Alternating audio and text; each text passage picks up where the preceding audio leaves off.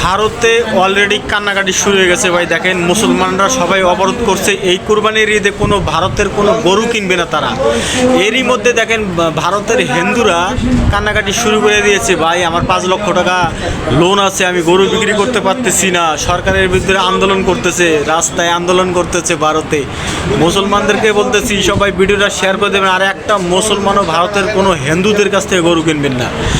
আমাদের ঈদটা করতে দিক, আমরা গরুগুলো বিক্রি করি, কিছুটা দিন অন্তত মুক্ত হই। মুসলিম বা তারাও হিন্দু, তারা তো মিশছে একসাথে, আমরা তো একসাথে আছি। তারা কোনোদিন দেনদারি করেনি কি কারু আমাদের গলা ধাক্কান দিইনি। ওদের কুরবানিটা ওদের করতে দাও, আমরা বাঁচি। আমার মতন মহিলা, আমি মহিলা সমিতি থেকে 5 লাখ টাকা নিয়েছি, চলো আমার ব্যাংকে সব আমি জমা দিই, সুদ আসল। কি অবস্থা হয়েছে, আমার স্বামী ভ্যান থাকে, ভ্যান চালায়, আমরা এইভাবে বাঁচি। তাহলে আমাদের বাচ্চা কাচ্চা সব আছে, তাহলে আমরা কি? কোনো গরু কিনবেন না ভারতের হিন্দুদের কাছ থেকে, ঠিক আছে? তো সবাই ভিডিওটা শেয়ার করে দেবেন, কান্নাকাটি শুরু হয়ে গেছে অলরেডি।